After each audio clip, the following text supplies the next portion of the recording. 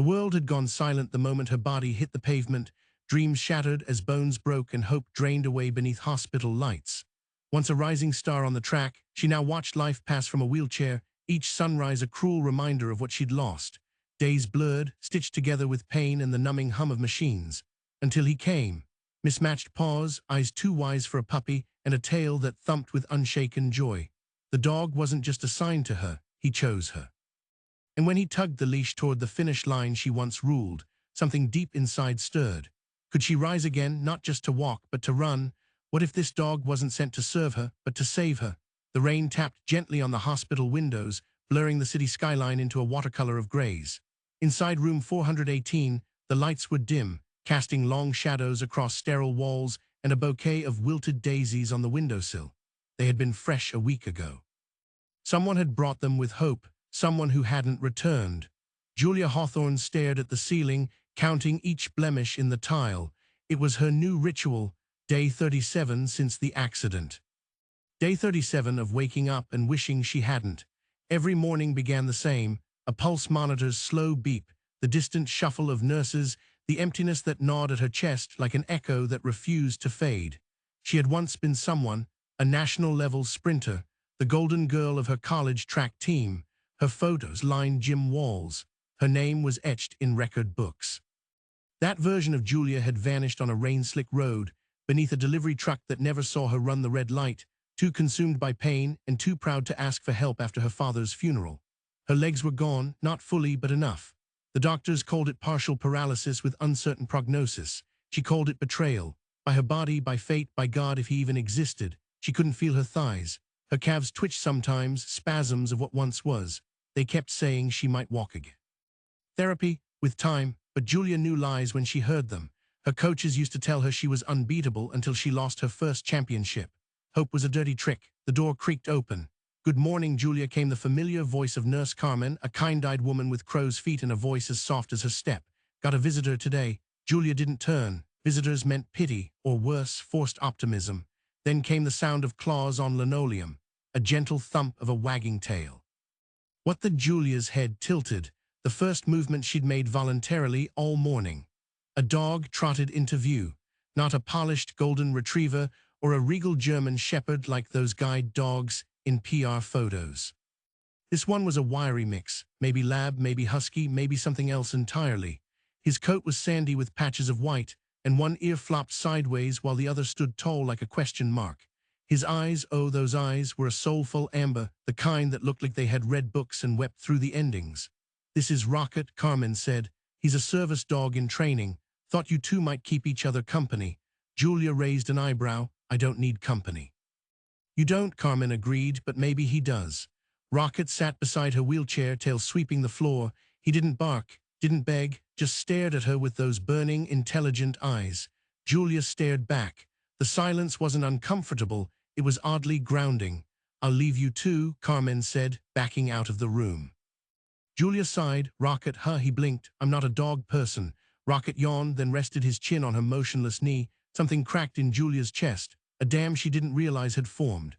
For the next hour she sat in stillness, one hand absently brushing over Rocket's coarse fur. No words, no tears, just presence. It was more than she had felt in weeks. Rocket came back the next day, and the day after that, always at the same time, always with the same quiet grace. He didn't demand her attention, he offered it. He was calm when she screamed at the world. Patient when she ignored him, gentle when she finally spoke. Carmen explained that Rocket had a past too. He was rescued from a collapsed shelter after a tornado, spent weeks trapped under debris, half-starved and broken. No one thought he'd survive, but he did. And now he was being trained to help people heal. Julia scoffed at the word. Healing was a fairy tale. She'd settle for surviving, but something strange happened. The days felt less gray, not good, just less bleak. Rocket would nudge her hand with his snout until she moved her fingers. He'd pace beside her wheelchair during her reluctant therapy walks down the hall. He'd bark just once when she managed to complete a movement she couldn't the day before. And slowly a thought crept into her mind. Not a hope, a question. What if I'm not completely done? One morning Rocket didn't come. Julia waited, fidgeting. When Carmen entered with only a clipboard, Julia's throat tightened. "Where is he?" "Vet visit," Carmen said. "He'll be back tomorrow." Julia said nothing, but the silence was loud. That night she dreamed she was running again. Not alone, but with Rocket beside her, keeping pace as her shoes pounded the pavement. The wind in her ears, her heart bursting with something like life. She woke in tears. Real tears. When Rocket returned, something had changed. Not in him, in her. "I want to try again," she told Carmen. "PT, all of it. Real effort." The nurse's eyes lit up. "You're sure?" "No, but Rocket is." Carmen smiled. "Then we'll follow his lead." 3 weeks later, Julia stood on her own for the first time since the accident. It wasn't perfect. Her legs trembled like reeds in a storm. Her arms clutched the parallel bars like lifelines. But she stood. Rocket barked. Julia laughed, an ugly, broken sound that turned beautiful halfway through. She whispered, "I think I want to walk a marathon." Even Rocket tilted his head at that. "Not now, not soon, but someday. I just want a reason to move forward." And Rocket, ever faithful, placed a paw over her foot, as if sealing a pact. The physical therapy room was always too bright, too clean, like it was trying too hard to be hopeful. Julia sat in her wheelchair, bracing herself for another hour of exhausting, humiliating work. Rocket sat beside her, tongue lolling, tail thumping in slow, steady rhythm like a metronome of encouragement. Her therapist, Nate, greeted her with a clipboard and a half-smile, ready to push the limit. "No," Julia replied bluntly, tightening the Velcro on her support braces. "But I'll do it anyway." "That's the spirit," Nate said dryly, then nodded toward the parallel bars. "Let's see what those legs remember today." Rocket moved ahead and sat just beyond the bars, eyes locked on hers. Julia swallowed the lump in her throat and gripped the metal rail. She rose, not fluidly, not gracefully. Her knees wobbled, her arms strained, but she stood. Sweat broke across her forehead in seconds, muscles screaming protest. But she didn't sit back down. One shaky step, another. Her breath came in hard bursts, like she was climbing a mountain, but Rocket didn't flinch. He watched every move with eyes that believed in her more than she did. She collapsed into the wheelchair after 4 steps. Nate nodded, impressed. "Double what you did last week." Julia panted, chest heaving. "I want to try for 6 next time." Rocket gave a soft bark and she laughed. "Okay, 7. Nate raised a brow. "We've got a marathon runner on our hands, huh?" Julia froze for a beat, then nodded. "That's the goal." He paused, unsure if she was serious, but the fire behind her eyes left no doubt. The training began in earnest. Walking between the bars turned into walking along the therapy track with braces and a walker. The walker gave way to crutches. Each stage was brutal. Her back screamed at her. Her legs betrayed her daily. She fell more than once. Each time, Rocket rushed to her side, licking her face, nudging her to keep going. Julia named her recovery journal 26.2, the number of miles in a marathon. Each day she documented the pain, the small victories, the mental collapse, and the slow rebuild. Rocket's name appeared in nearly every entry. She started doing wheelchair sprints in the courtyard, racing herself against the clock. Rocket ran beside her, sometimes darting ahead, tail whipping through the wind. For the first time in months, Julia felt adrenaline, not despair, rush through her veins. One afternoon, Carmen handed her a flyer. "Thought you might want to see this." It was for the Spring Valley Charity Marathon. Full course, half course, and a new edition. The Inspirations Mile, a 1-mile event for people recovering from trauma or living with disabilities. Julia stared at the flyer for a long time. "I'm not ready," she murmured. "Not yet," Carmen said, "but by spring you could be. And it's not about speed, it's about finishing." Rocket placed his paw on the paper as if underlining it. Julia exhaled. "Put me down, I'm signing up." The announcement surprised everyone. Friends from her old life reached out, offering cautious encouragement. Julia appreciated it but kept her circle small, just the hospital staff and Rocket. Her old teammates hadn't seen her since the accident. She wasn't ready to be their tragedy mascot, but something shifted after she registered for the race. It became real, not just a dream scribbled in a notebook. It had a date, a distance, and a purpose. Training consumed her days. She set alarms at 5:30 a.m. to begin strength workouts in the rehab gym. She built her endurance by walking laps with weighted braces. Carmen, now unofficially her coach, created a nutrition plan and taped inspirational quotes to her bedroom mirror. Julia scoffed at them, but memorized each one anyway. Rocket trained too. He wore a small service vest during their walks, learning to pace beside her perfectly. They became a unit, Julia and Rocket, the comeback team. The cold months crept in. Winter pressed itself against the hospital windows and therapy became harder. Ice on the pavement meant indoor laps only. Julia grew restless. Her progress plateaued. She started dreaming of the accident again, this time with Rocket trapped in the wreckage instead of her. One morning, after a frustrating PT session where she barely made 2 steps, Julia locked herself in the hospital's tiny chapel. She didn't pray. She screamed into her palms, into the silence, into the dark place that still hadn't healed. Her anger was volcanic, at her body, at God, at fate, even unfairly at Rocket. When she opened the door, Rocket was waiting outside, tail motionless, head bowed slightly like he knew. She knelt unsteady, aching, and buried her face in his neck. "I'm not strong enough," she whispered. Rocket didn't move. "You deserve a winner, not this." Still no response. And then, just as she pulled back, Rocket did something he hadn't done before. He walked over to the steps leading into the chapel, lowered himself, and climbed them again. Slowly. Awkwardly, Julia stared, confused. Carmen approached from down the hall, having seen the whole thing. "That's how he learned to walk again," she said gently. "Those chapel steps." Julia's heart twisted. He couldn't use his back legs after the tornado. Took months, every single day on those stairs. Julia looked at Rocket again, his scars, his limp, his quiet, persistent loyalty. He had climbed his own marathon. Now it was her turn. March arrived like a revelation. Cold wind gave way to the first warm days of spring. Cherry blossoms began dotting the courtyard. Julia had traded her walker for a pair of forearm crutches and a lightweight orthotic brace. She was still slow, still stiff, but mobile.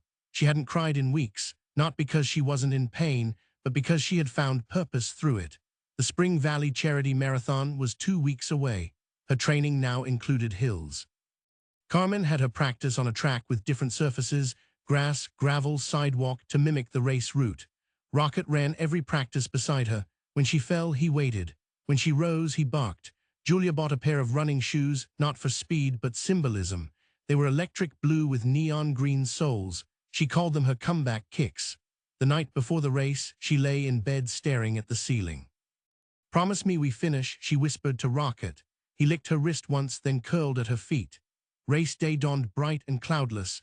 Julia stood at the starting line of the Inspirations Mile, surrounded by a dozen others, amputees, stroke survivors, veterans, children in wheelchairs. The energy buzzed, not like her old races. This was warmer, softer, hopeful. Her heart pounded as she gripped her crutches. Rocket wore his vest, but today it had a patch that read, "Team Julia." The starter's horn blew. And they were off. Julia's breath came in short bursts, misting in the crisp morning air as she stepped over the starting line. The sound of sneakers on pavement, the quiet shuffle of wheelchairs, the rhythmic clicks of forearm crutches, all blended into an oddly soothing chorus. Spectators clapped politely at first, scattered cheers rising like sunbeams through the morning fog. Rocket moved beside her, perfectly in sync. His vest bore a few race pins and one ribbon-shaped tag that read, "Survivor." The 1-mile route wove gently through Spring Valley's historic district, lined with blossoming trees and pastel-colored homes. It wasn't steep, but to Julia it might as well have been Everest. Her legs felt like wet sandbags. Every step required full concentration. The brace on her right side kept her foot from dragging, but it pinched. Her shoulders already ached from the crutches, and she was only 2 blocks in. But she didn't stop. Not yet. Each intersection had volunteers waving flags, directing traffic, shouting encouragement. "Go Team Julia," one man yelled, holding a sign with a paw print drawn in glitter. Julia smiled through the burn in her calves. Carmen must have made that sign. At the halfway mark, a volunteer offered water, but Julia shook her head. She couldn't afford the pause, not now. Her momentum, fragile as it was, held her upright.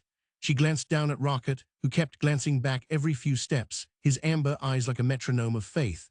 The crowd thickened near the final stretch. People had come out of their houses, clapping from porches and leaning over fences. Julia tried not to focus on them. She zeroed in on the road ahead, each crack in the pavement, every subtle incline, every patch of uneven sidewalk. One misstep could end it all. Then the ache in her left leg crescendoed into a sharp spasm. Her knee buckled, and she nearly went down. A gasp rippled through the nearby crowd, but Rocket was there, nudging her upright, positioning himself so she could steady herself against him. Julia clung to his vest and adjusted her crutches. A deep, painful breath, and then another step. Then another. The finish line came into view, a modest arch of red and white balloons flanked by volunteers and supporters. It shimmered like a mirage. Tears welled, her arms trembled, but her heart pounded not with dread, but something closer to awe. She was doing it. With one final agonizing stride, Julia and Rocket crossed the line. The timer overhead read 27 minutes 49 seconds. Irrelevant numbers. What mattered was that she had finished. Not as a patient, not as a victim, but as a runner. The crowd erupted in cheers and someone blew a party horn. Carmen rushed forward, camera in hand, laughing and crying at once. "You did it," she shouted. Julia collapsed into a folding chair, panting. Rocket sat beside her and leaned into her side like a warm anchor. "I thought I couldn't," Julia said, voice shaking, but he never doubted. Carmen knelt beside Rocket and kissed his forehead. "That's because he's magic." Rocket tilted his head as if amused. Later that afternoon, Julia sat on a grassy hill overlooking the race route. Her medal hung around her neck, modest aluminum shaped like a sunrise. A volunteer had handed it to her like it was solid gold. She stroked Rocket's back, feeling the rise and fall of his breath. "I used to think races were about winning," she murmured. "Now I know they're about surviving." Rocket pressed his nose to her palm, "And I'm not done." The story went viral. Someone had recorded her finish, and Carmen, bless her social media savvy, posted it with the caption, "From ICU to mile 1, watch Julia and Rocket rewrite recovery." By the next morning, it had over 20,000 views. Local news called, then national. Emails poured in, messages from strangers who saw themselves in her pain. Fellow athletes, survivors, parents, kids, nurses, veterans. One message stood out: "I was going to give up on therapy. Then I saw your video. Now I'm trying again." Julia sat with that message for hours, just staring, crying, laughing, healing. Her story was no longer just hers. It had become a torch for someone else stumbling in the dark. A week later, Julia was invited to speak at a nearby high school about resilience. The gym was packed. She wheeled herself onto the stage with Rocket at her side, heart pounding worse than during the race. "I'm not a motivational speaker," she began. "I'm just someone who broke and got back up slower than she fell." The students listened in dead silence. "Everyone talks about how strong you are when you survive something," she continued, "but they never talk about the part where you want to quit, the part where you don't even want to wake up. That's real, and it's okay. But what saved me wasn't strength. It was a dog who didn't let me lie to myself anymore." She glanced down at Rocket, who wagged his tail, oblivious to the crowd. "He didn't fix me, but he made me want to try. And sometimes that's all we need, just one reason." After the speech, students lined up to meet Rocket. He handled the attention with his usual calm, accepting head pats and selfies with the grace of a celebrity. Julia watched from the side, heart swelling. She had found her purpose again. Spring turned to summer. Julia's walking improved. She moved without crutches for short stretches. Her physical therapist upgraded her to resistance band routines and elliptical training. Carmen began calling her Iron Woman.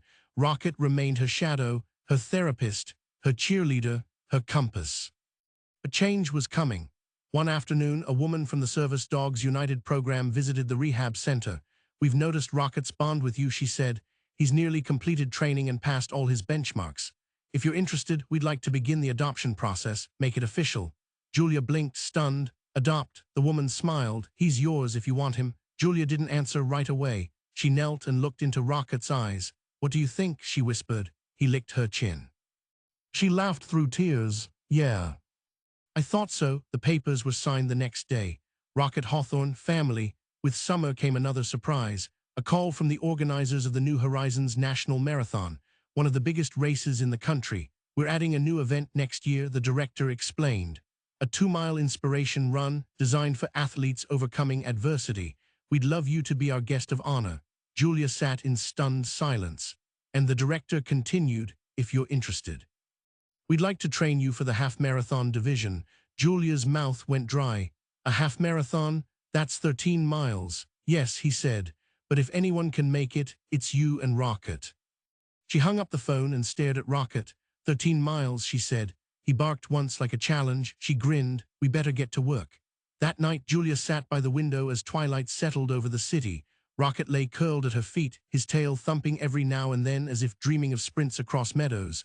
Julia looked out at the darkening sky. For the first time in a long, long time, she didn't feel broken. She felt whole, not because the pain had vanished, because she had chosen to keep moving, one miracle mile at a time. The summer sun spilled gold over the rehab center's track, turning it into a ribbon of fire beneath Julia's determined steps.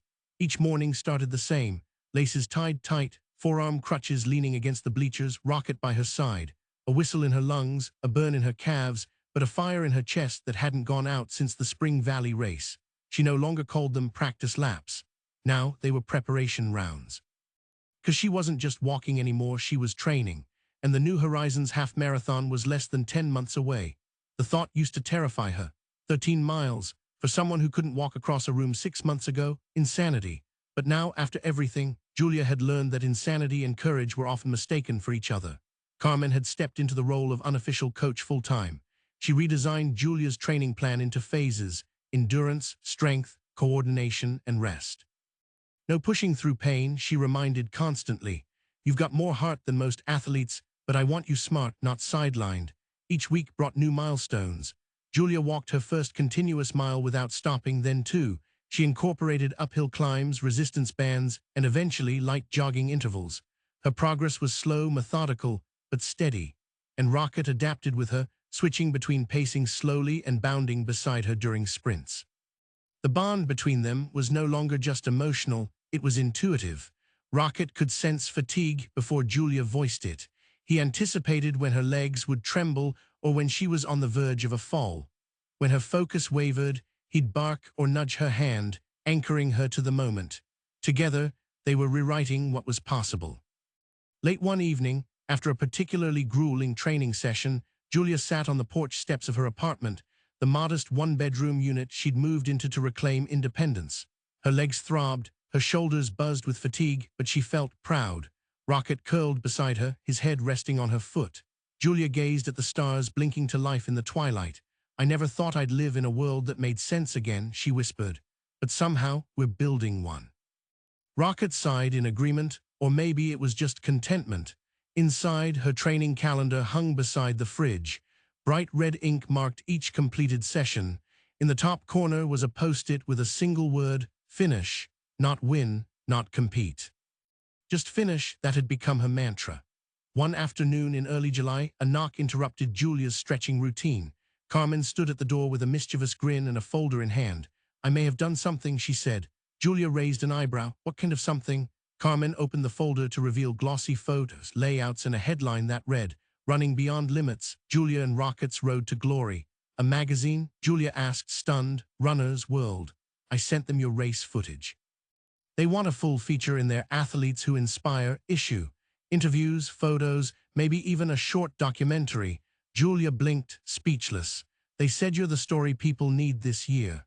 Rocket barked softly, tail wagging like a metronome of approval. The article came out a month later, accompanied by a 10-minute video that captured Julia's journey in cinematic detail.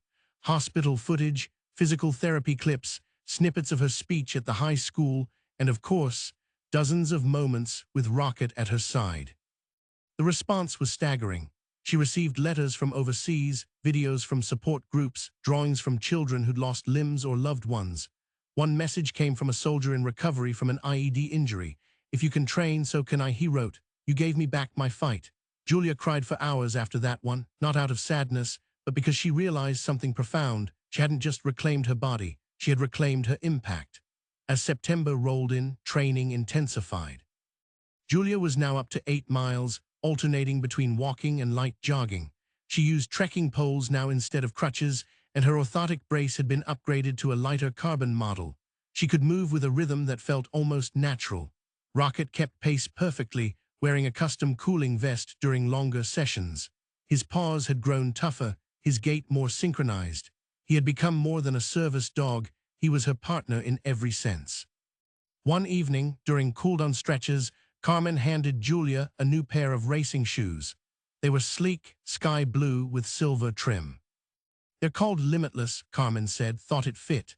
Julia ran her fingers over the mesh.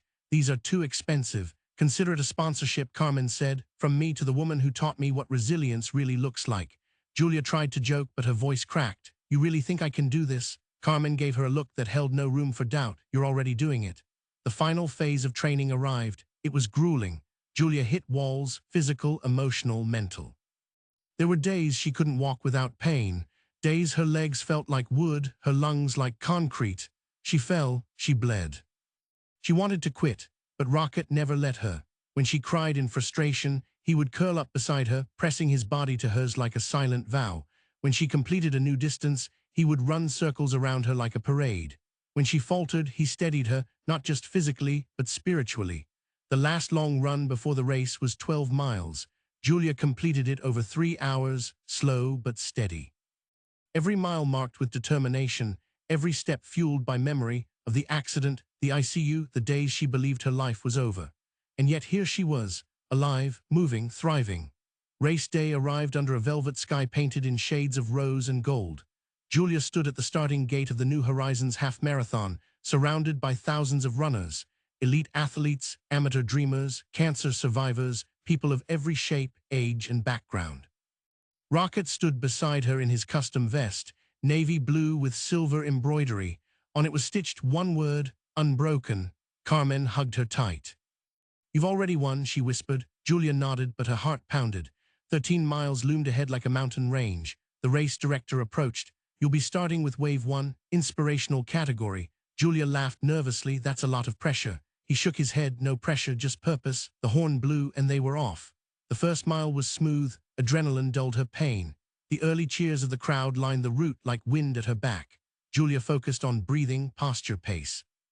Rocket ran beside her like a metronome of belief. Mile 2, steady. Mile 3, her knee twinged, but she adjusted. Mile 4, fatigue whispered doubts. She pushed back. Mile 5, a hill. She gritted her teeth, leaning forward, arms pumping. Rocket didn't waver. Mile 6, her old college track team appeared, holding signs. "You still lead us, Julia," she waved, crying and smiling all at once.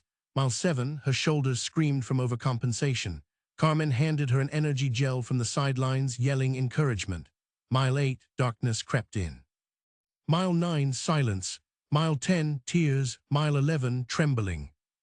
Mile 12, fury. And then Mile 13. The final stretch curved through a tunnel of trees, sunlight breaking through the canopy like grace. The crowd surged in sound and color. Cameras flashed, music played. Rocket surged slightly ahead, tail high. Julia dug deep, one final step, then another. Then the finish line. Julia's foot crossed the finish line like it was breaking through more than tape, like it split her life in two, the woman who couldn't and the woman who just did. She stumbled. Rocket turned instantly, pressing his body into her hip for balance. A sea of hands reached out to steady her, to celebrate her, to witness the impossible, but Julia barely saw them. Her vision blurred, not from exhaustion, but from tears that welled without warning. Someone pressed a medal into her hand. It was heavier than she expected. A smooth disc with the New Horizons emblem on one side and the word finisher stamped into the other, bold and permanent. It was hers. She clutched it to her chest and dropped to her knees, not from weakness, but in reverence. The roar of the crowd faded to background noise. For one long, breathless moment, it was just her and Rocket. They had done it, 13 miles. She had crossed a distance her doctors never believed she would. She had defied her own certainty that she was broken beyond repair. She had moved, not just physically, but emotionally, spiritually, fully, from despair into possibility. Rocket licked the side of her face. She laughed and sobbed at once.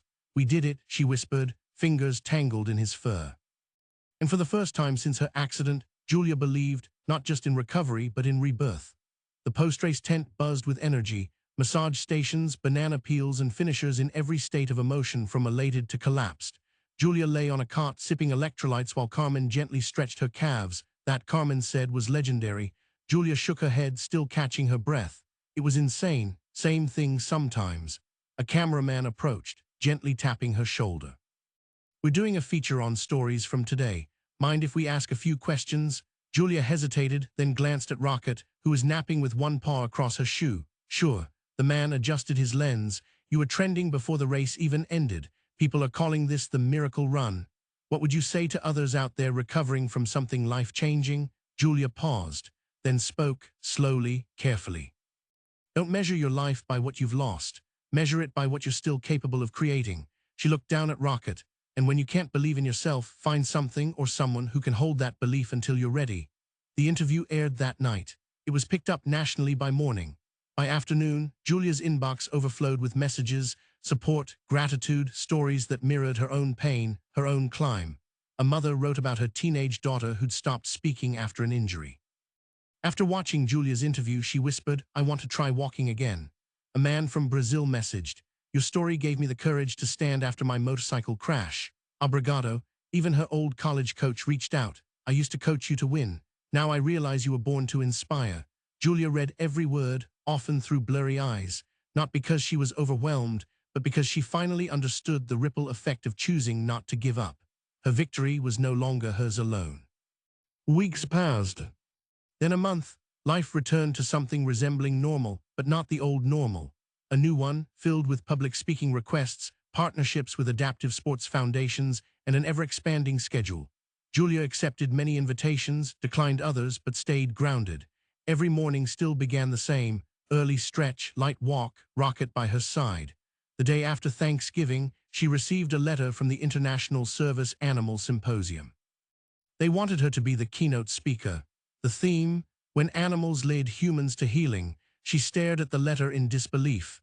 They want me to open the event, she told Carmen over coffee, in New York. With Rocket on stage, Carmen grinned. Sounds perfect. Julia's hand trembled slightly. I've never spoken at something that big. Carmen leaned forward. You've faced death, paralysis, and 13 miles of sweat and soul. A ballroom full of academics doesn't stand a chance. Rocket, from under the table, let out a soft bark, clearly agreeing. New York felt electric in January. Cold air, neon lights, people in a hurry, but all of it buzzed with momentum. The symposium was held at a grand hotel in Manhattan. Julia and Rocket were treated like royalty: suite room, complimentary meals, even a custom grooming session for Rocket. On the evening of the keynote, Julia stood backstage, hands slightly clammy. You've done harder things, she whispered to herself. Carmen squeezed her shoulder. Just speak from the place Rocket led you to. She stepped out to a packed room of professionals, trainers, therapists, and survivors. Her voice was quiet at first, then steady, then bold. She spoke not just about recovery, but about trust, about partnership, about what it means to share your journey with a being who asks for nothing but your presence. Rocket didn't fix me, she said, but he reminded me I wasn't broken beyond repair. He walked beside me until I could walk on my own. Her closing line brought the room to its feet. Some people find their purpose in mentors, in mantras, in therapy. I found mine in a dog who never let me sit in the shadows too long. And now every step I take carries his paw prints too. The applause was thunderous. Rocket, on cue, trotted beside her as she exited the stage. That night in their hotel room, Julia sat on the bed staring at the city lights. Rocket lay at her feet, tail slowly wagging in content rhythm. Do you think, she said aloud, we could go farther? Rocket tilted his head. Not just runs, talks. Travels, maybe a book. She pulled out her journal, now nearly full, and turned to a fresh page. At the top she wrote, Chapter 1, When Everything Fell Apart. Rocket rested his chin on her lap, eyes closing. You rest, she whispered. We've got miles ahead.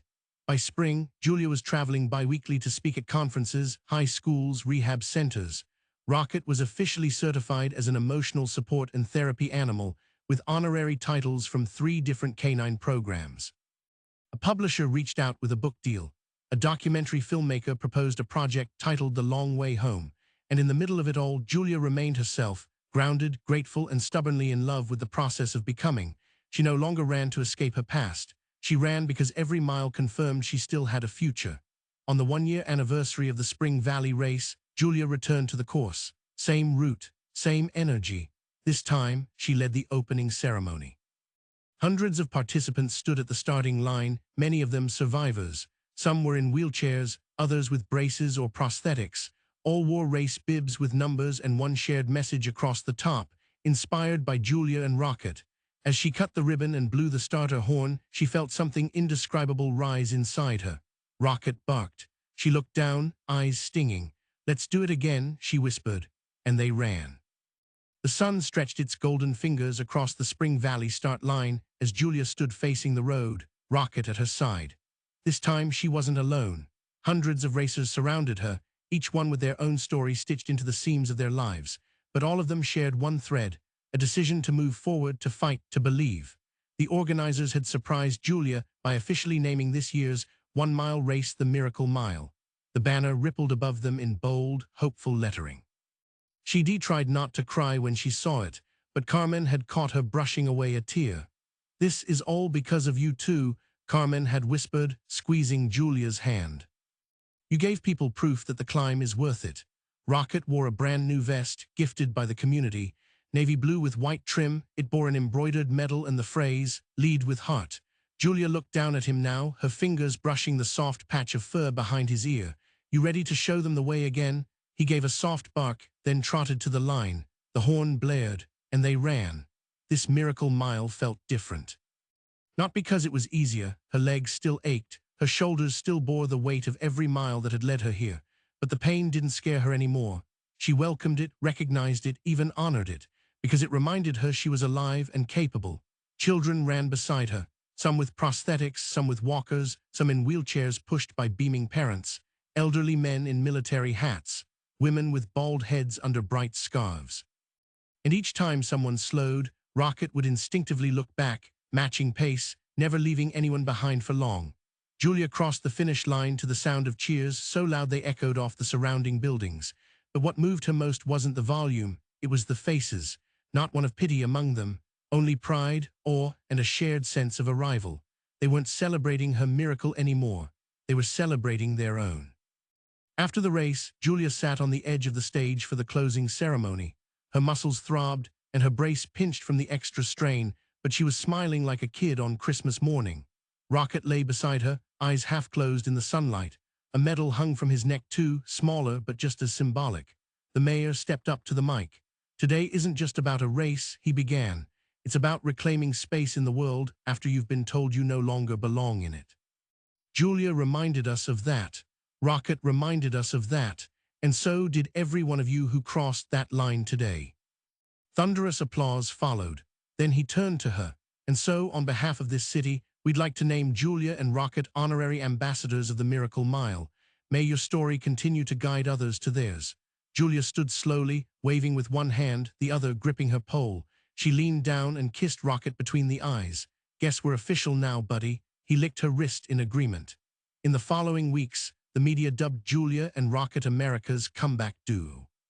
They were invited to a late-night talk show, featured on a podcast series about healing, and appeared in an ad campaign for adaptive athletic wear. But Julia never lost sight of her purpose. She declined any offer that didn't align with that. She refused reality show appearances and speaking gigs that felt exploitative. "This isn't a performance," she told Carmen. "It's a path. I want to stay on it." So she launched her own foundation, Pace Forward, its mission. Provide access to recovery programs, service animals, and community support for people facing life-altering physical trauma. The name was Rocket's idea, she joked. Within weeks, donations poured in. Former patients offered to volunteer. Physical therapists reached out to partner. Athletes lent their platforms. Even her old track coach signed on to run a scholarship program through the foundation. Julia spent long nights designing the logo, drafting mission statements, and filming content for the website. Rocket remained by her side the entire time, equal parts co-founder and emotional compass. "This," she told Carmen over dinner one night, "feels bigger than any race." Carmen nodded. "It is. This is your true finish line, except maybe it's your starting one too." Summer gave way to fall. Julia's book, The Long Way Through, neared completion. Each chapter pulled pieces from her journals, weaving her journey into something raw and honest. The preface read, "I didn't write this to show you how I rose. I wrote it to remind you that falling doesn't make you unworthy. That stillness isn't failure. And that love, especially from unexpected places, can be the bridge between breaking and beginning again." She included a chapter titled Lessons from Rocket. It listed 20 things he had taught her, including show up, even in silence. Rest is not quitting. Loyalty heals deeper than therapy. Celebrate the inches, not just the miles. Wag your tail when the world can't see your scars. By the time she handed in the manuscript, Julia knew she had written more than her story. She had written a roadmap. Rocket turned 5 in early November. Julia threw him a party in the park, complete with dog-friendly cake, party hats, and a banner that read, "Happy birthday to the best boy." Over 50 people showed up, many of them patients, therapists, and fellow survivors. Children clung to Rocket's neck, veterans patted his head solemnly, nurses posed for selfies. One elderly woman in a wheelchair rolled up to Julia near the end of the day. "I didn't think I'd come," she said, "but I wanted to thank you. I saw you speak at the rehab center last month. That night I stood up for the first time in 2 years. I just wanted you to know." Julia knelt beside her, overcome. Rocket sat beside them both, and for a long moment the three of them just stayed still, letting the wind and the miracle of the moment settle in their bones. Later that evening, as the stars blinked alive, Julia sat on her apartment balcony wrapped in a blanket. Rocket rested at her feet, his head atop her shoe. "Do you think we'll always be this needed?" she asked softly. Rocket didn't move. "I don't know if I'm strong enough to keep being everyone's inspiration," she confessed. Still silence. Then, slowly, Rocket lifted his head and looked at her, not with pressure, but with presence. And Julia understood. She didn't have to be everything. She just had to be herself. That had always been enough. The next morning, she laced her shoes and opened her front door. A cool breeze kissed her cheeks. The trail ahead was quiet, waiting. Rocket stepped beside her, ready. She took a deep breath, and they began again. The trail behind Julia's apartment carved through a wooded park, where the trees leaned in like quiet guardians. The dirt path was softened by last night's rain, and every few feet a bird called out to the empty morning. It was her favorite time, before the world stirred, before expectations chased her down. Her steps were measured, her pace easy. She no longer raced the clock. She ran for rhythm now, for healing, for presence. Rocket trotted beside her, tail swinging like a pendulum, tongue lolling in calm joy. He didn't need a leash anymore. He knew her stride better than anyone. He could sense shifts in her balance and moods like a compass aligned only to her. As they rounded the bend near the creek, Julia slowed and took a long, deliberate breath.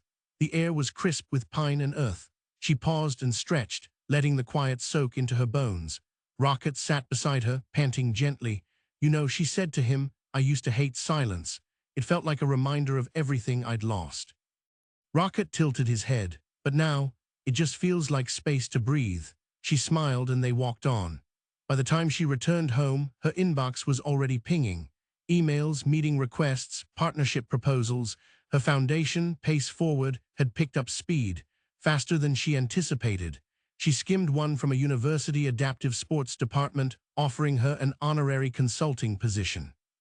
Another from a global nonprofit asking her to co-host a webinar about trauma recovery and service animals. And then an email that made her pause. Subject, TEDx Talk Opportunity, the power of one step. She clicked it open. "Dear Julia, we've followed your journey with great admiration.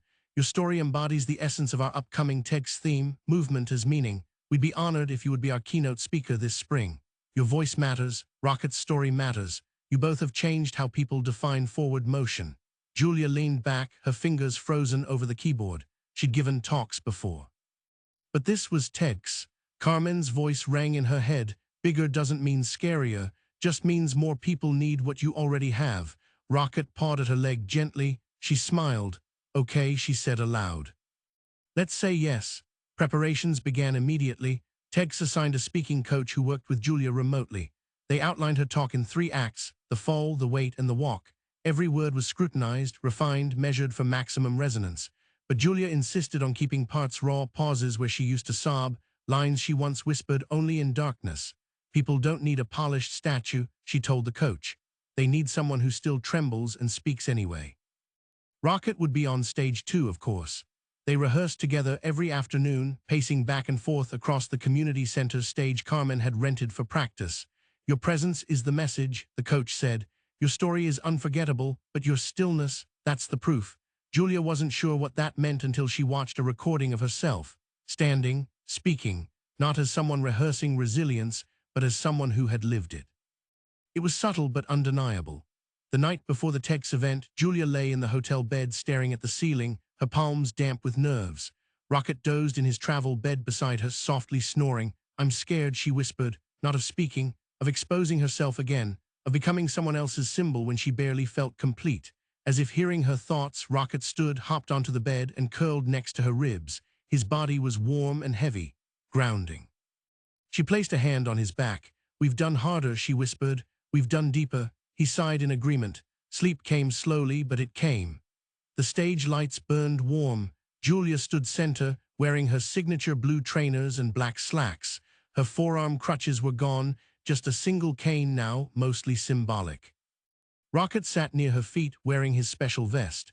A sea of faces stretched into the shadows beyond the spotlight. She breathed in once, then began. "I used to define myself by how fast I could move.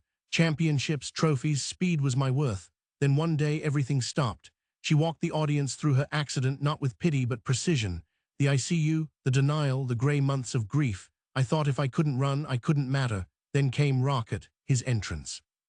His quiet company, his unrelenting presence. He didn't bark me back to life. He sat beside me until I was ready to stand. She detailed their first walk, their race, the crowd that grew around them not because of glory but because of honesty. I didn't need to inspire, I just needed to try, and people followed. She paused. I stand here now because of one step. A single, imperfect, trembling step. That's all it took to change the direction of my life, not a finish line. Just the courage to move. She closed with a line she had written the night before. We are not broken by how far we fall, but by how long we wait to begin again. Thunderous applause shook the theater. Rocket barked once.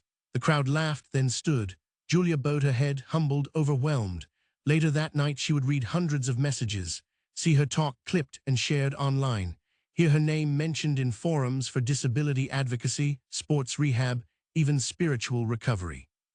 But in that moment, all she felt was the quiet weight of having honored her journey. Life moved forward as it always did. The seasons turned, her foundation expanded, her book hit the shelves and climbed bestseller lists in health and self-development categories. A documentary crew began filming, and yet, the most important part of her routine never changed. Each morning, Julia and Rocket ran the trail near their apartment, rain or shine. Fatigue or focus, it was never for training anymore. It was for remembering, for gratitude. One foggy morning, as the trees blurred into ghostly silhouettes, Julia slowed to a stop beside the creek. Rocket halted too, looking up. I think we should start teaching, she said aloud. He blinked. Not just running, resilience. We could call it the finish line isn't the end. What do you think? Rocket leaned against her leg. She grinned. I'll take that as a yes. By the end of the year, Julia had begun offering monthly workshops under the new program. Survivors came from across the country, some on crutches, some in chairs, some still in emotional lockdown. Each of them left with a plan, a community, and often a spark they hadn't felt in years. One woman, a burn survivor, hugged Julia on the last day of a retreat and whispered, "You showed me I could still be seen." Another man, paralyzed from the waist down, told her, "I've spent 5 years waiting for the right moment. You reminded me it already passed, so I'm going to start now." Julia never took credit. She always pointed to Rocket. "Hero with 4 paws," she'd say. "He just lets me hold the mic." That winter, snow blanketed the trail behind her apartment. Julia stood at the edge, boots crunching into frozen earth. Rocket pawed at the snowbanks, tail sweeping wide arcs into the air. She looked out at the quiet white canvas ahead and stepped forward. Snow crunched underfoot with a rhythm Julia had grown to love, a soft, steady beat that reminded her she was still moving forward, even when the world seemed to pause. The woods around her were hushed, wrapped in a blanket of white that muted even the birds. Rocket darted ahead, his paws kicking up small flurries. His breath puffed in short bursts as he turned to look back every few seconds, making sure she was still there, always checking. Always guarding. Julia smiled. This was their piece. She wore her cold-weather brace, a newer model designed for flexibility, and a thick blue parka that had become something of a signature in her public photos. But out here she wasn't that woman from TEDx. She wasn't an inspiration or an ambassador or a foundation director. She was just Julia, and Rocket was just Rocket. Back at the apartment, she made cocoa and turned on the fireplace app on the TV. Rocket curled in his usual spot near the space heater. A stack of notebooks sat on the coffee table, scribbled outlines, half-written speeches, sketches of workshop activities. She flipped one open, landing on a page labeled Fall Retreat Ideas. The workshops had taken on a life of their own. What started as small weekend gatherings had blossomed into quarterly retreats at an old lodge outside the city. People from across the country came to hike, share stories, and rediscover their strength, some for the first time since trauma rewrote their lives. The feedback was overwhelming. One man who had lost his daughter to a drunk driver wrote in his exit survey, "This is the first weekend I've smiled without guilt." Another, a cancer survivor, "I finally believe in the value of what's left, not just what I lost." Julia stared at the page, overwhelmed again, not by work but by purpose. She and Rocket weren't just recovering anymore, they were igniting recovery in others. Later that week, Julia received a call from Dr. Neil Hammond, one of the foremost rehabilitation neurologists in the country. "I read your book," he said. "Your insights into neuroplasticity through lived experience were remarkable." Julia blinked, caught off guard. "I'm not a scientist," I just lived it. That's exactly why I want you to speak at our upcoming symposium, he said. There's theory, and then there's proof. You and Rocket are proof. The event was in London, International. Julia sat quietly after hanging up, heart thudding. London. For a moment her mind tried to convince her she couldn't. The long flight, the pressure, the weight of expectation. Rocket walked over, rested his head in her lap, and looked up at her with those golden honey eyes. You think we should go? She whispered. He blinked slowly, then exhaled through his nose. Decision made. In March, they flew to London. Rocket handled the long-haul flight with the grace of a seasoned traveler, curling at Julia's feet for most of it. He wore his vest and travel harness like a seasoned diplomat. The symposium was held in a grand hall near Hyde Park, filled with scientists, therapists, and thought leaders from around the globe. Julia was scheduled on the final day, right after a renowned spinal researcher presented on emerging therapies. She listened, fascinated and slightly intimidated, as graphs and brain scans filled the screens. When it was her turn, she stepped on stage in silence, Rocket beside her. No diagrams today, she began. No studies or acronyms, just steps, hundreds of painful, determined steps. She told them about the accident, about the silence that followed, about Rocket. But this isn't just about walking again, she said. It's about choosing to want something again. That's the hardest part. Recovery doesn't start with muscle, it starts with meaning. Her voice never wavered. At the end, a standing ovation. Later, Dr. Hammond approached her backstage. You know, he said, you just changed the tone of this entire conference. Julia laughed sheepish. I just told the truth. That's what science forgets sometimes.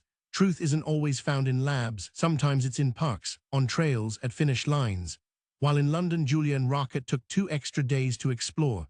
They walked through Hyde Park, visited the Thames, and stood quietly at the base of Westminster Abbey.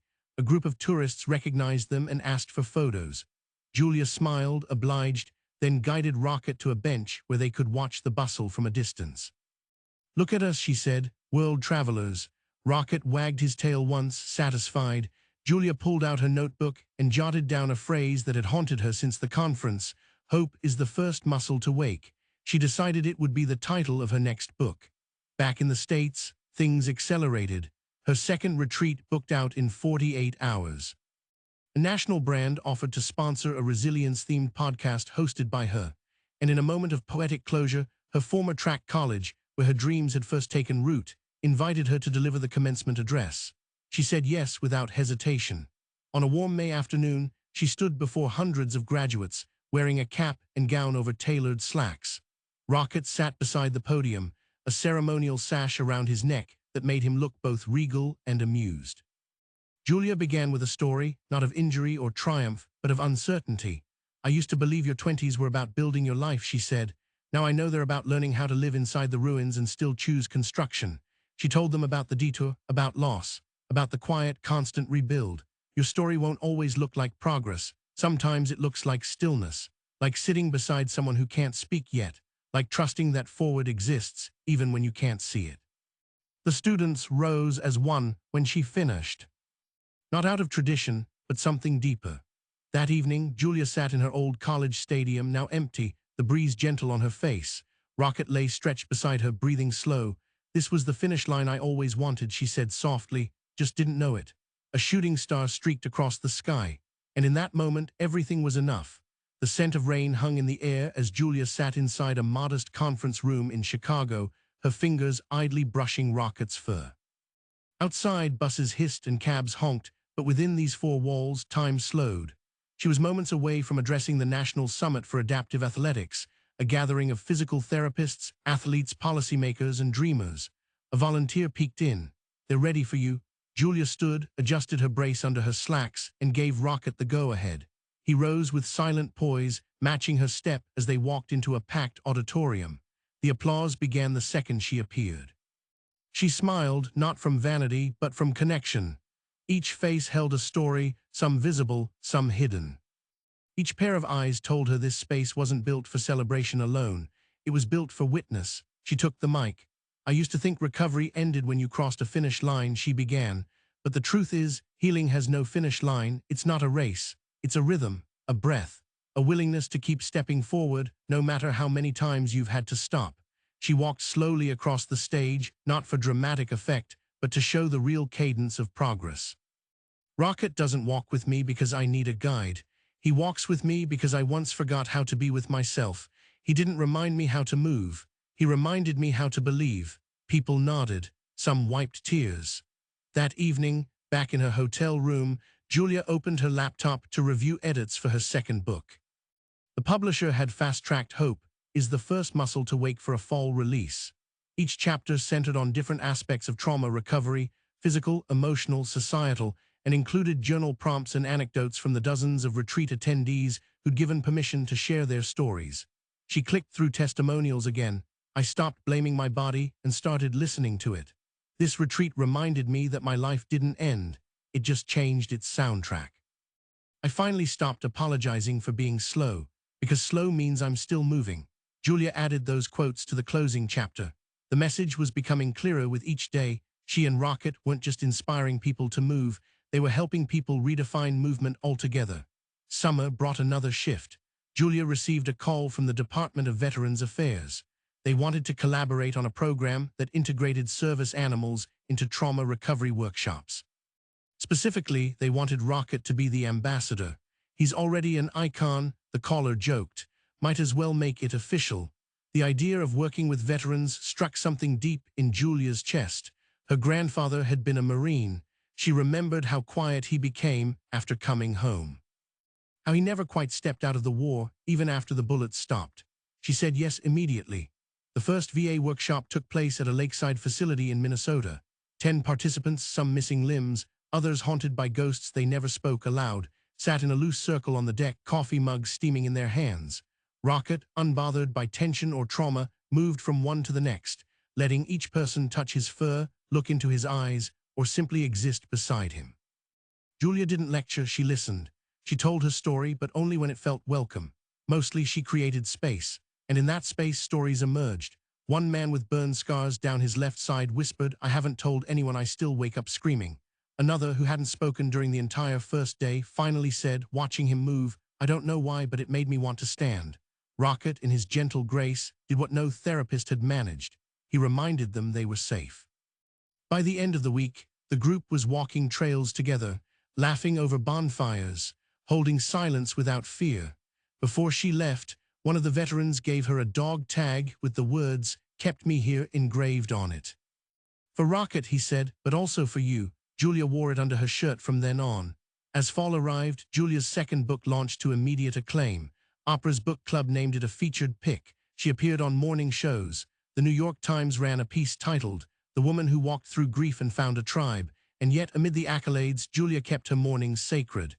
Trail, coffee, journal, Rocket. She refused to let recognition hollow her. "If I'm not still grounded," she told Carmen, "then all this will become noise."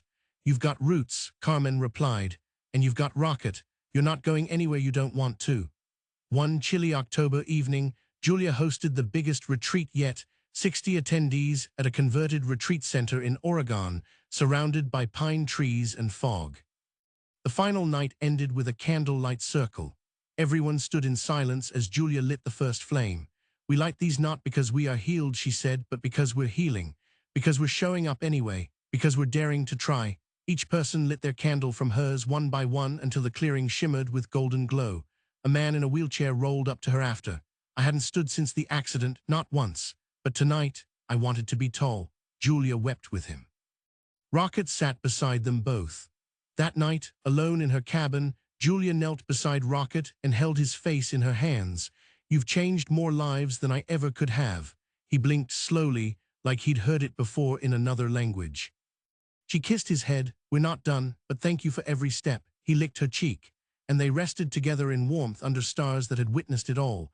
The first sign was subtle. Rocket was slower to get out of bed one morning, not sluggish, just slower. Julia noticed it, of course. She noticed everything about him. The way his tail usually wagged the second her alarm went off. The way he stood before she did, ready for whatever was next. That morning, he stayed curled a few seconds longer, then rose, stretched, and nuzzled her hand like always. Still, it lingered in her mind. She chalked it up to travel fatigue. They'd just returned from another VA event in Texas, and the constant movement, different beds, and weather changes were enough to slow anyone down. But the second sign came 2 days later. They were on their usual trail, midway through a familiar loop when Rocket suddenly stopped, not to sniff or rest. He just sat down, breathing hard, ears tilted slightly back. Julia crouched beside him immediately. "What is it, bud?" His eyes met hers, still warm, still alert. But something in them wasn't right. That afternoon, she took him to the vet. Blood work, scans, gentle concern in the doctor's eyes. "Let's run a few more tests," the vet said. Julia nodded, her throat tight. The next few days blurred together. Between foundation meetings, emails, and prepping her next retreat, Julia was haunted by the feeling that the ground beneath her had started to shift. She found herself watching Rocket more carefully, noticing things that maybe weren't new at all, but now felt ominous. The way he lay down a little more slowly, the slight hesitation before climbing stairs. The look he gave her, still loyal, still steady, but carrying a weight she couldn't quite name. Then the call came. "Julia," the vet said softly, "Rocket's labs came back. He's been diagnosed with degenerative myelopathy. It's a progressive disease of the spinal cord. There's no cure." The words fell like stones. She sat in silence, phone pressed to her ear, staring at nothing.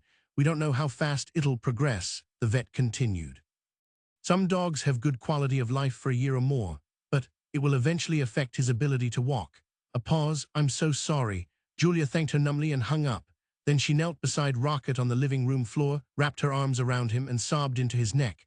"Not yet," she whispered. "Please, not yet." The next few days passed in a fog. Julia moved through routines mechanically. Emails, interviews, planning sessions, smiles on Zoom calls that didn't reach her eyes. Rocket stayed near her always, but now she noticed his labored movements, the faint stiffness in his gait. He still wanted to go on walks, still perked up at the sound of his harness, but she shortened their routes. Slowed their pace, watched every step. Carmen noticed something was off immediately. "What's wrong?" she asked, walking into the kitchen where Julia stood motionless, staring into her mug. Julia told her. Carmen sat down slowly. "Oh, Jules, he's still okay," Julia said quickly. "He's still Rocket, but I know what's coming." Carmen nodded. "Have you told anyone else?" Julia shook her head. "Not yet. I don't want him to become a goodbye story, not while he's still living it." She went back to her journals, back to the blank pages that had once caught her grief and turned it into momentum. Now she wrote, "I don't know how to lose someone who gave me back my life. I don't know how to prepare for the fading of a heartbeat that has steadied mine." She titled the page, "The Last Marathon," but she wasn't ready to let go, not yet. She shifted her plans, canceled 2 speaking engagements, rescheduled a workshop, told her team the truth. "I need time, not for me, for him." No one questioned her.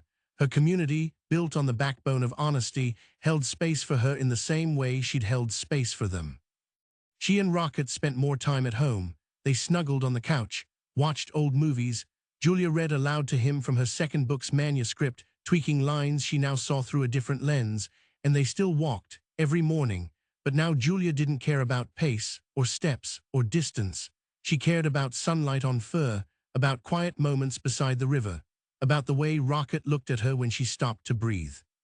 One evening, as twilight painted the world in blues and silvers, Julia sat on the porch wrapped in a blanket. Rocket lay beside her, head resting on her foot. "Remember the first time I said I'd never walk again?" she murmured. "And you didn't argue. You just waited." She smiled faintly. "You didn't heal me. You showed me how to heal myself." She reached down, touched his collar, and slipped off the tag that read "Unbroken." She pressed it to her lips, then tucked it into her pocket. A few days later, she posted a message on social media.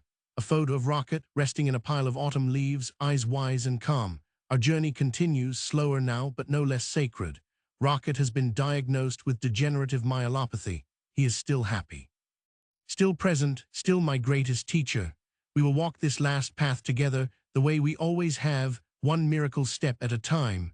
The response was overwhelming. Thousands of messages. Artwork, stories from followers who'd met Rocket at retreats, who said they'd been saved by a look, a lick, a presence.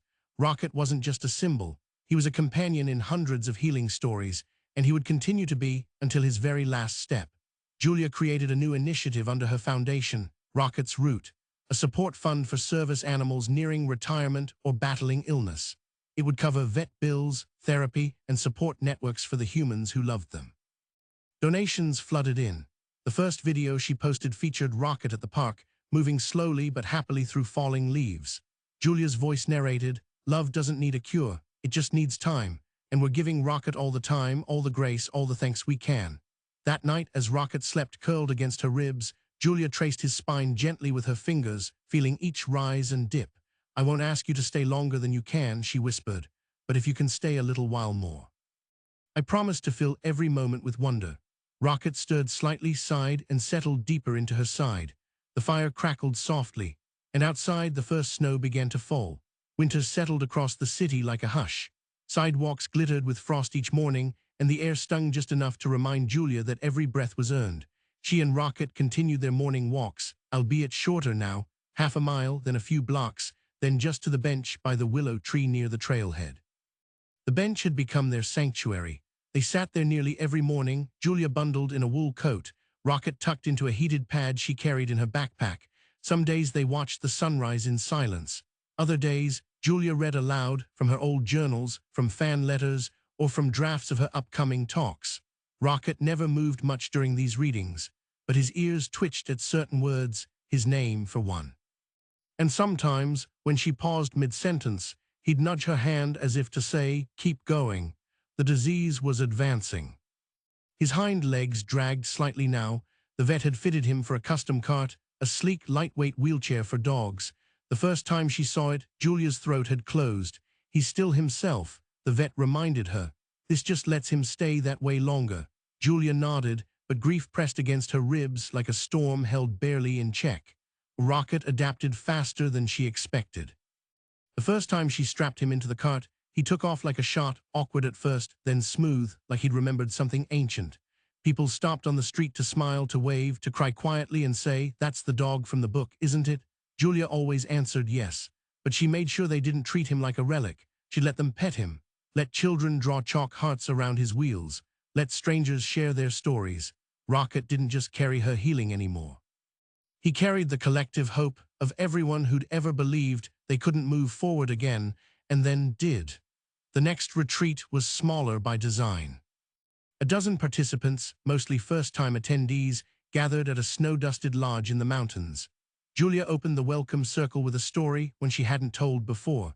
"The day I was discharged from the hospital, I didn't believe I'd survive another year," she said. "I didn't know I'd write a book, or speak on stages, or meet all of you. I only knew one thing." Rocket looked at me like I wasn't finished. She paused. Turns out he was right. That weekend was full of slow walks, gentle yoga, writing prompts, and stargazing. Rocket wore his cart proudly, becoming both mascot and muse. One woman, battling grief from a recent miscarriage, sat beside him for an hour saying nothing. At dinner, she told Julia, "He doesn't expect me to be okay. He just lets me be." Back home, Julia started working on a children's book.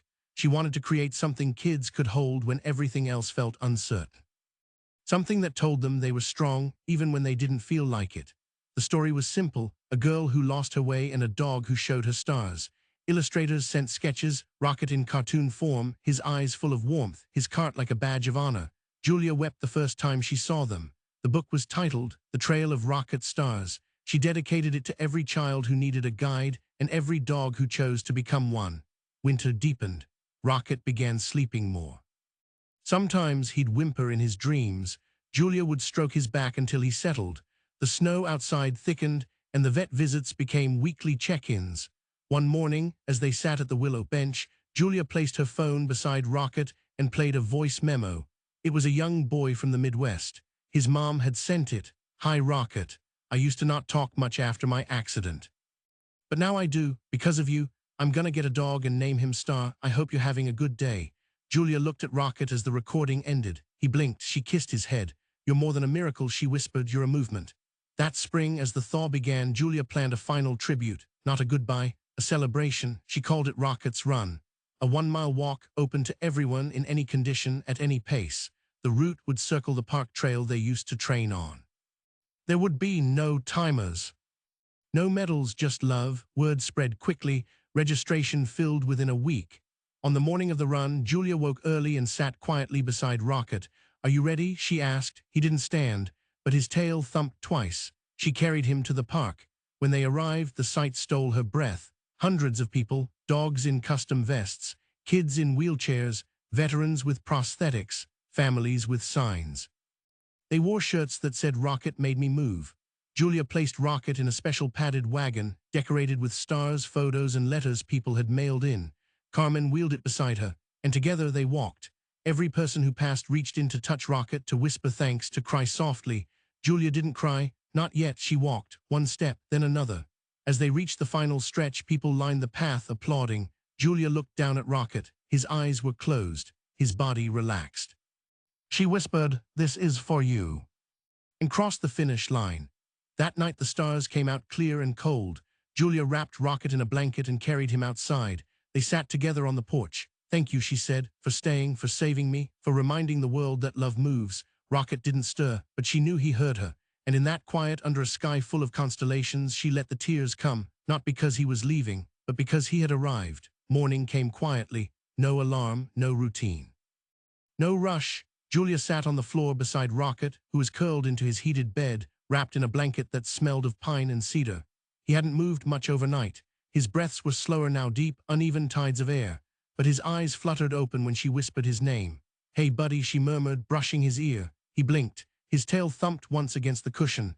That one sound shattered her. She pressed her forehead to his and let the silence hold them both. "I love you," she whispered. Every mile, every step, every pause. The vet arrived that afternoon. Julia had prepared everything: soft lighting, a candle flickering in the corner, a playlist of the nature sounds Rocket used to relax to during thunderstorms.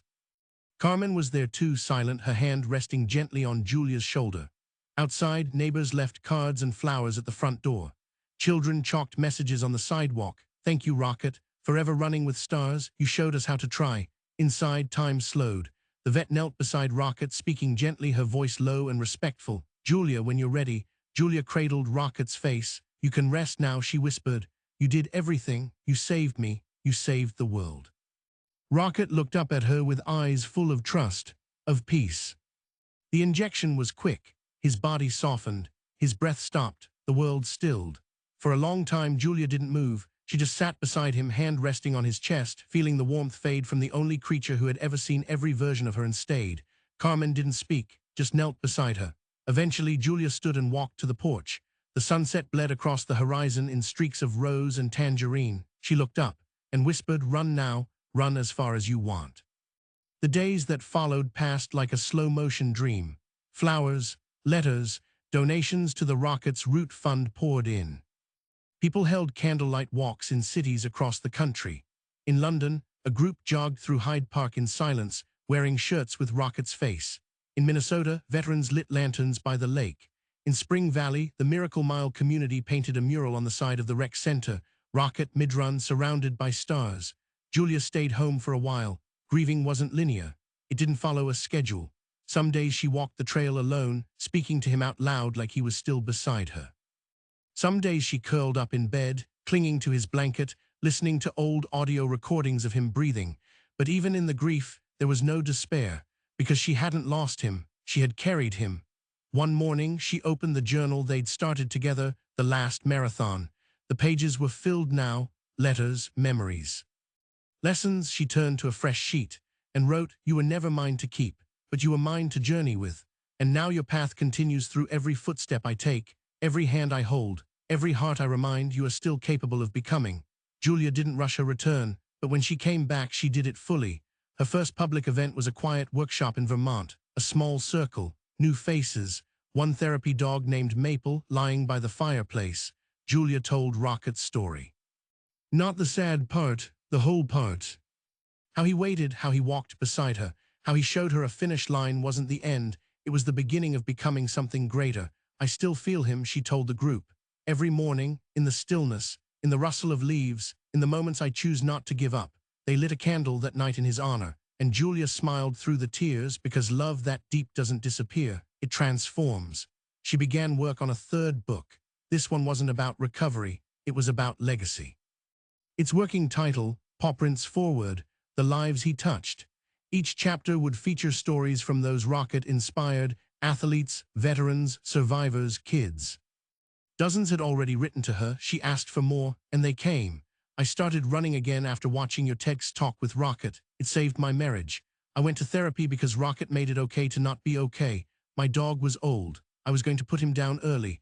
But then I read about Rocket, and I decided to give us both more time. He lived another year. We needed it.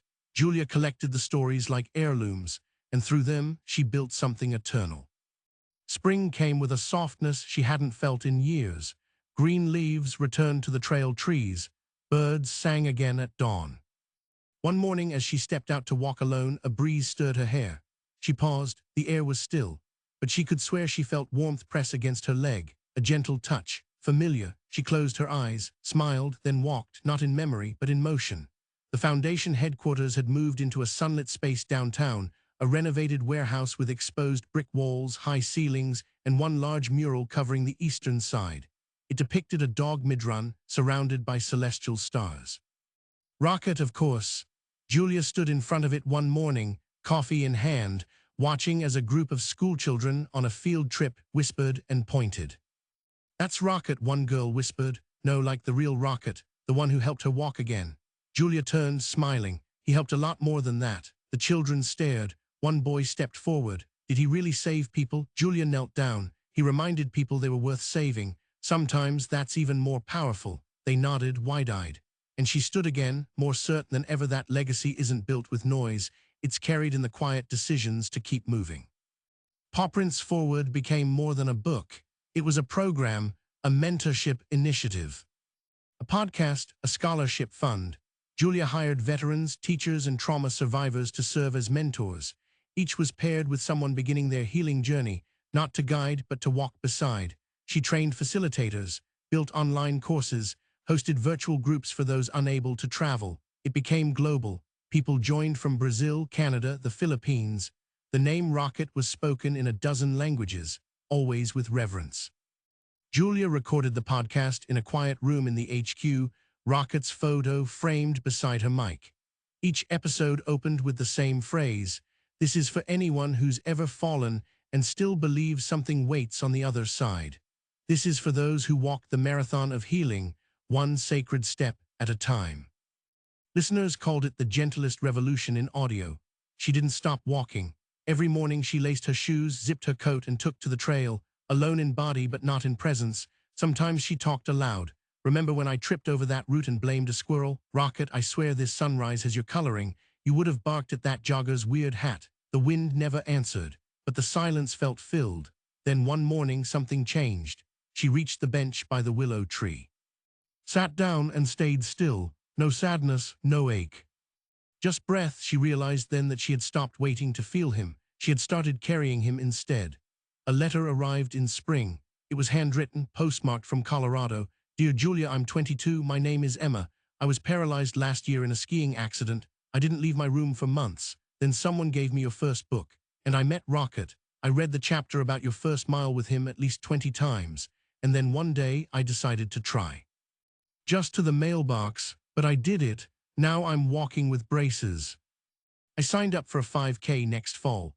But more than that, I'm living. I know Rocket's gone, but I believe he found his way to me. Through your words, through my steps. Thank you for sharing him, for saving me." Emma Julia held the letter to her heart, then walked to her office. She pulled out a photo of Rocket, her favorite, the two of them mid-run, joy frozen in motion, and pinned Emma's letter beside it.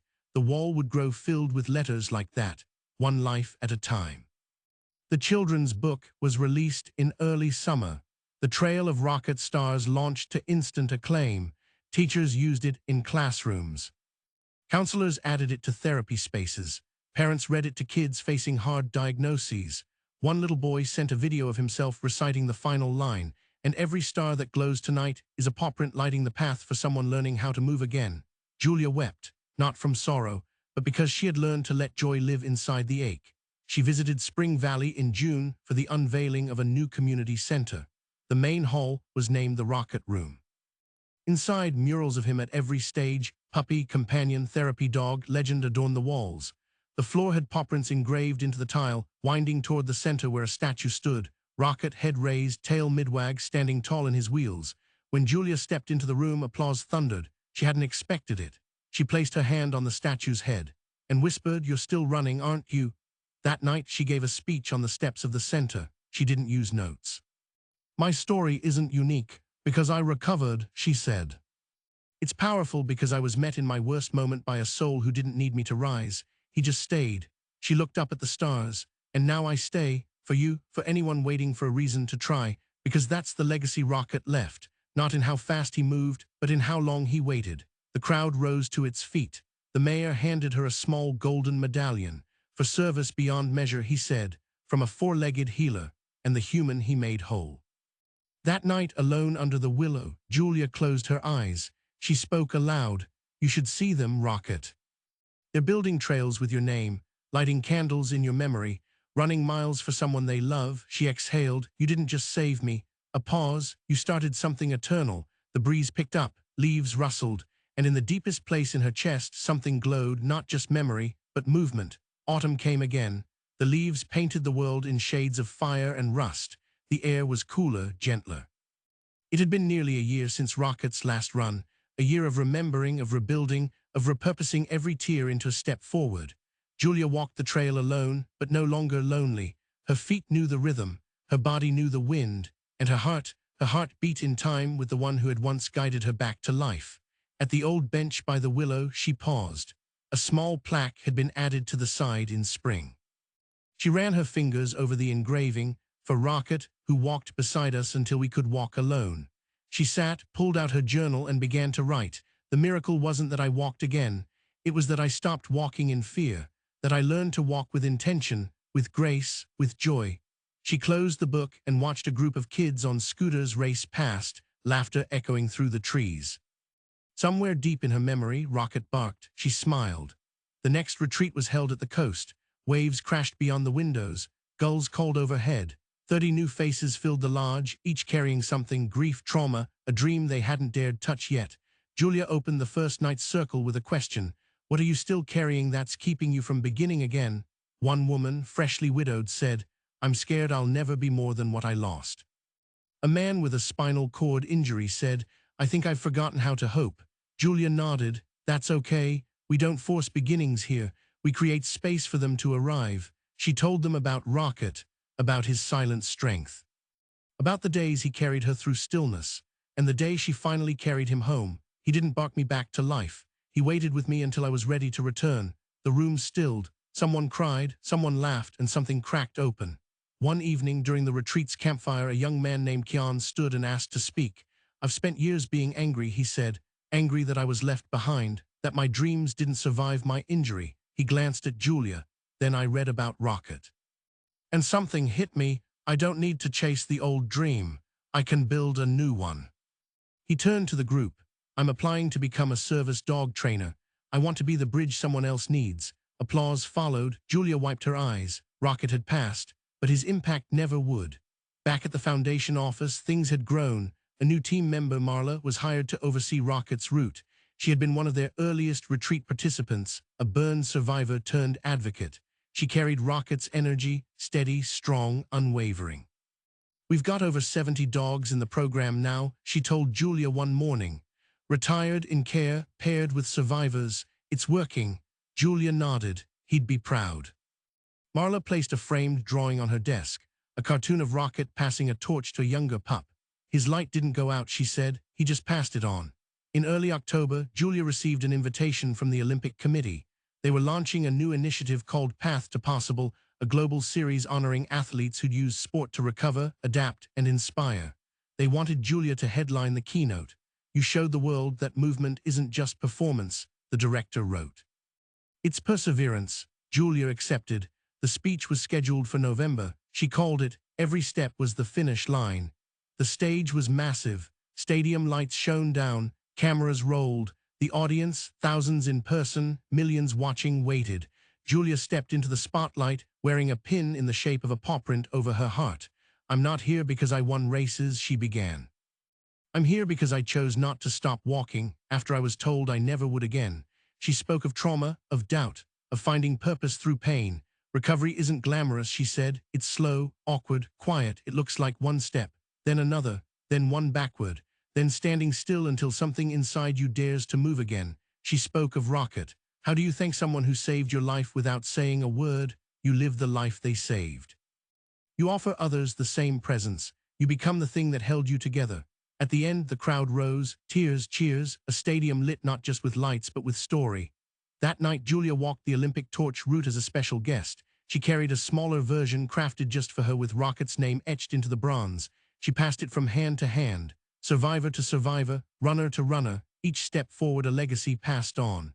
She returned home to letters, hundreds of them. One from a woman who had just left an abusive relationship. I found your book in a thrift store. It read, I read about Rocket. And for the first time, I believed I could leave and still have a future. One from a teenager recovering from anorexia. Rocket reminded me that bodies don't need to be perfect to be worthy. And one from a boy whose twin had died. I pretended Rocket was my friend. It helped. I'm still here because of him.